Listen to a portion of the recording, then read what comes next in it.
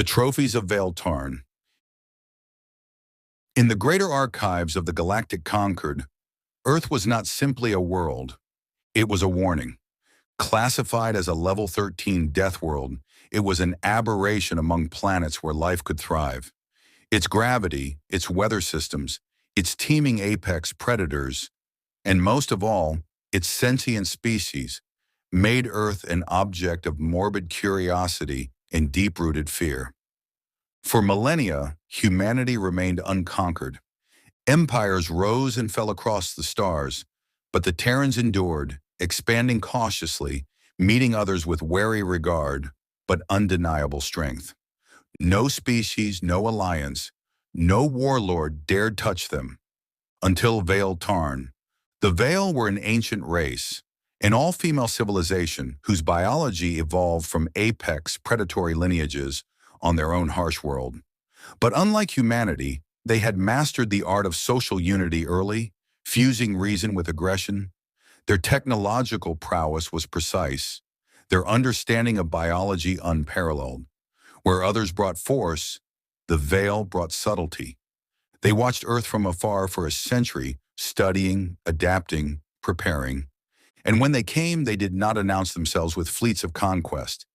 They came bearing gifts, cures for diseases, technologies that bent matter to thought, energy sources that defied known physics. In time, they offered protection, and humanity, seduced by visions of a painless tomorrow, accepted. When the betrayal came, it was bloodless. A planetary sleep descended. Humanity, the proud scions of the Deathworld, were captured by a virus of thought and biology, rendered docile and pliant. The greatest warriors, scientists, and thinkers were shackled, collared, enslaved. The Vale had done the impossible. Across the stars, the reactions were tectonic. In the convergence halls of Cyrene, the crystalline beings of the Ulmar quivered in disbelief. On the gaseous palaces of Orvac 6, the ancient lich mines of the Keluman wept for the broken terror of Earth. In every corner of the galaxy, trillions gathered to see the trophies of Vale Tarn, the Terran males, displayed in silken chains, paraded through the cosmic cities as living proof of Vale supremacy. The humans were presented like relics of an ancient, terrible era, trophies that spoke silently of victory over the unconquerable. And for a time, the Vale prospered beyond imagination. Their influence grew boundless. Their beauty became legend. Their triumph was sung in 100 languages. But pride, like all forces in the universe, has a half-life. And the Vale had overlooked one crucial factor: the stubborn unpredictability of the human heart. Among the thousands of slaves, one was selected for Queen Ashal Virena herself, a Terran soldier named Marcus Wren. By all measures, he should have been like the others: silent, obedient, defeated. He was none of these things. Though he bowed when commanded, though he wore the gleaming collar of Vale craftsmanship, in his eyes burned something timeless, a defiance not born of anger, but of understanding. He saw her, not as a goddess, not as a conqueror, as a being as flawed and magnificent as himself. In the vaulted gardens of the Starlight Citadel, where alien suns poured gold upon impossible flora, Marcus spoke to her, not with rage nor begging, but with the plain, stubborn truths of his kind. He told her of Earth's storms, its endless wars and impossible beauties. He told her of humanity's enduring madness, to love what could kill them, to laugh in the face of oblivion. And Queen Ashal, apex of the Vale, slayer of worlds, found herself listening, then wondering, then yearning. It was a scandal greater than any war. When Queen Ashal publicly renounced the slave protocols, when she cast aside her titles and called Marcus not trophy, but beloved, the universe itself seemed to hold its breath. The Vale withdrew from Earth, restoring it to its battered guardians. Their throne ships, once instruments of terror, became vessels of quiet exile. At the heart of it all, Marcus Wren, once a pawn, now a legend, stood by the Queen, not as her possession, but as her equal. Earth began to rebuild. wary but undefeated. The galactic community whispered in astonishment, only humans could lose a war and still come out on top. In the dark halls of the Concord, archivists updated the chronicles. Earth, status, unbroken, status, unknown potential, status, warning renewed. Yet even as Earth healed and the veil faded into uncertain myth, there were rumblings in the farthest reaches of space. For something ancient had taken notice. Not of the veil, not of the conquest, but of the strange gravity that seemed to follow humanity wherever they went. A gravity that no empire could contain. A gravity that would one day pull the universe into a new shape. In the years following Earth's liberation, there was a hunger, not for revenge, but for understanding. Humanity had tasted its vulnerability and been forced to confront a question it had long ignored. Who were we, really, to command such fear among the stars? The answer began to emerge, not from a scholar or a statesman, but from a mining team excavating beneath the dried oceans of Mars. There, buried beneath strata untouched for 1 billion years, was found the artifact, a monolithic structure of impossible geometry, humming with dormant energies. Neither holy matter nor spirit, it defied every law of known science.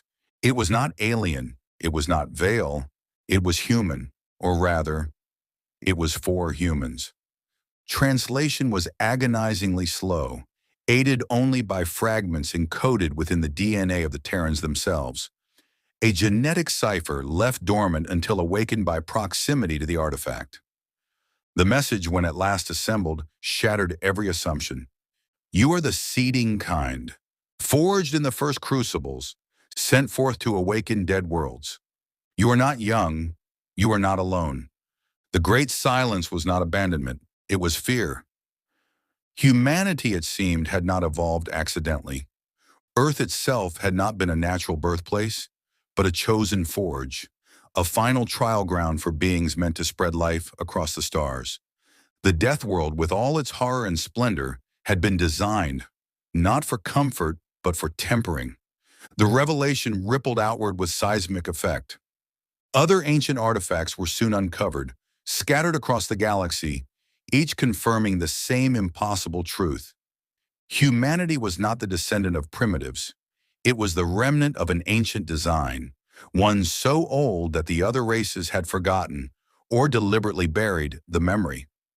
Some species whispered of an ancient war, a time when the elder races had warred with themselves, terrified of their own creations, and sealed the seeding kind away, hoping that time and entropy would erase them.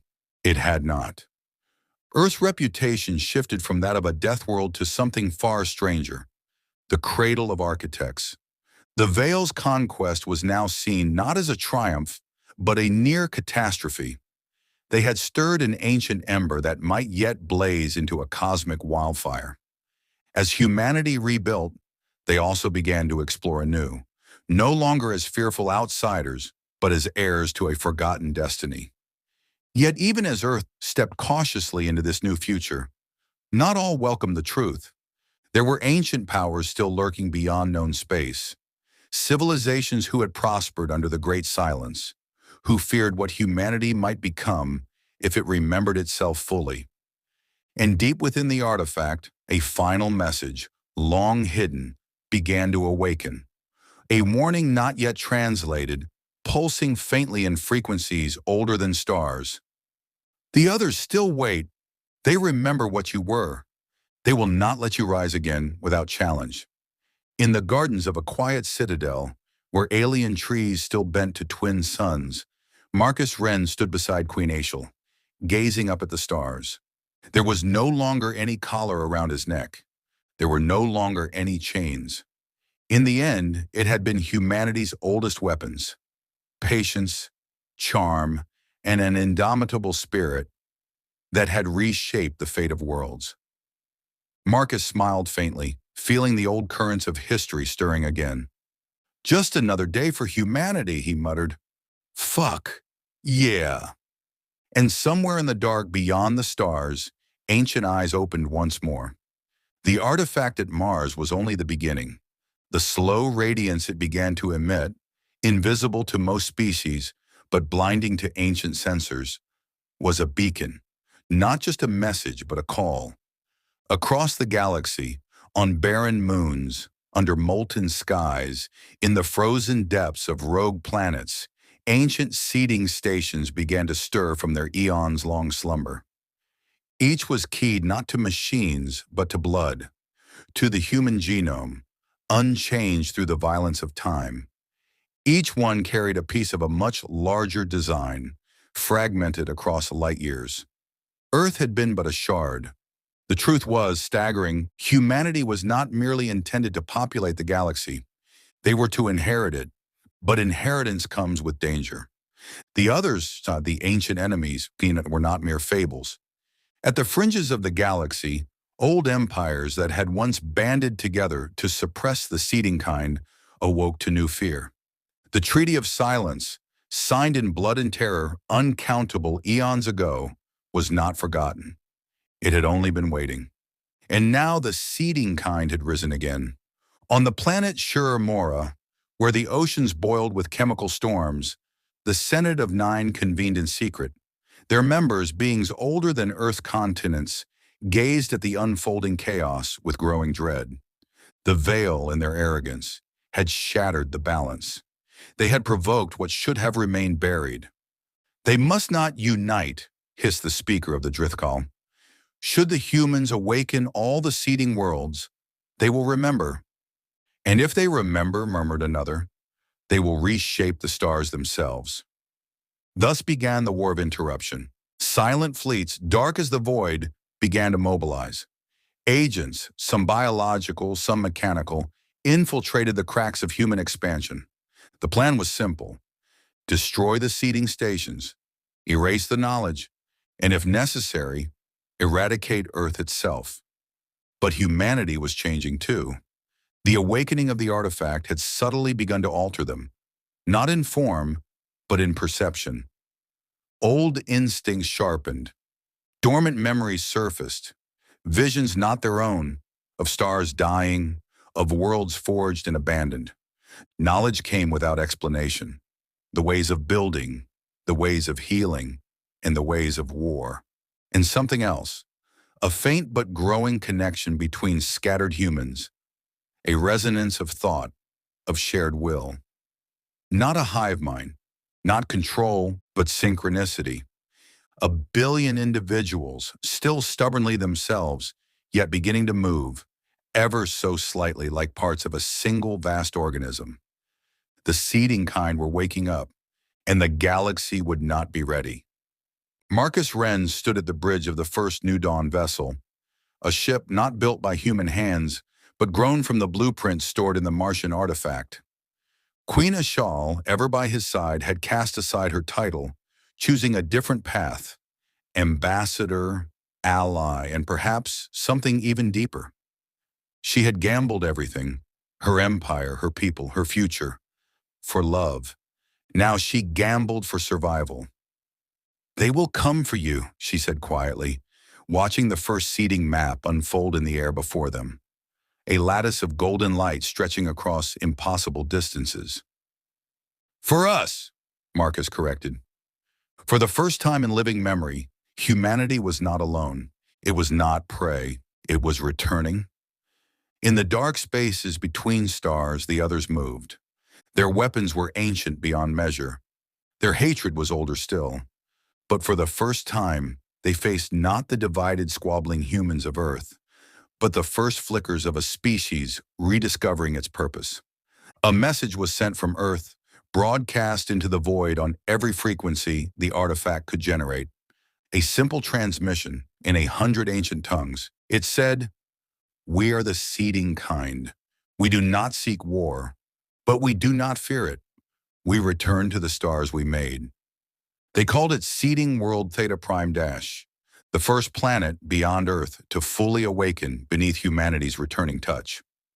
Once it had been the heart of a vast biological forge, its atmosphere a delicate tapestry of engineered life. Now it was a graveyard of silence, waiting only for its rightful heirs. As humanity's New Dawn fleet entered orbit, the artifact's resonance grew deafening, not to the ear, but to the mind. Something slept beneath the surface, something old, but they were not the only ones drawn to it. From the folds of warped space, the others came, the Drithkal, the Surveying, the long-forgotten choirs of stone. Each species had sent its finest assassins, its deadliest architects of war. The skies over Theta Prime bloomed with impossible geometries, weapons that tore reality itself, fleets that bent the laws of inertia. Earth's armadas, still young, still adapting to half-remembered ancient technologies, were hopelessly outmatched in firepower. And yet, they held, not by strength alone, but by adaptation. Where the others were perfect and rigid, humanity was imperfect, chaotic, evolution incarnate. In the void, human pilots began to do what the others could not predict. They improvised. They sacrificed and counterattacked. They invented new tactics mid-battle, blending ancient knowledge with raw instinct. The seeding kind remembered not through old orders, but through living action. On the surface of Theta Prime, a different battle raged. Marcus Wren, Queen Ashel, and 1,000 explorers, scientists, soldiers, dreamers, fought not for territory, but for activation.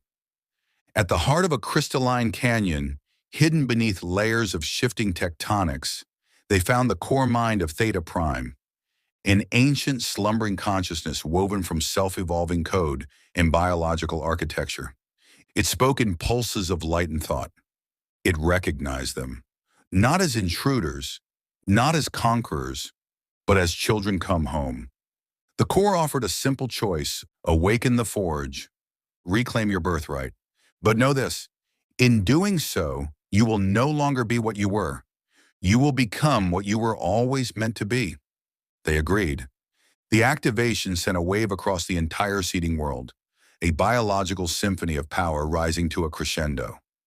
Across Theta Prime, the land itself began to change. Cities growing from soil, defenses sprouting from mineral veins, entire ecosystems harmonizing into a living fortress. And humanity changed too. Subtle at first, faster reflexes, deeper memory, a capacity for communication beyond words, an intuitive sense of shared purpose. They were not becoming aliens. They were becoming the full humans they had been designed to be. The seeding kind awakened. In orbit, the battle turned. The others, ancient and mighty though they were, had made a fatal mistake. They had assumed that their ancient terror, humanity, would remain fossilized in weakness. They had forgotten the oldest truth. Life adapts. Life overcomes. Within hours, the human fleet, now synchronized with the living world below, began to decimate the enemy forces. Ships twisted space itself into weapons. Wounded vessels healed like living beasts. Tactics flowed like instinct across the armada, needing no command. It was not just a victory, it was a declaration. At the end, the others fled. Broken, terrified, diminished. Theta Prime stood, alive once more, a beacon against the night. From the ruins, Earth and its scattered colonies looked up and saw themselves not as survivors of conquest, but as the heirs to a vast legacy.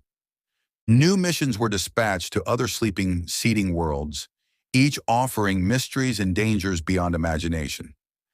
Yet something else stirred at the edge of known space. Vast structures, older even than the others. Silent sentinels whose purpose had yet to be revealed. There were deeper truths still hidden, older enemies, older promises. But for now, humanity had reclaimed its place among the stars. No longer a Deathworld species to be feared. No longer slaves or trophies, but something far greater. The architects reborn. And somewhere beyond the reach of telescopes and radio waves, a deeper voice whispered, waiting to be heard, "You are only at the beginning."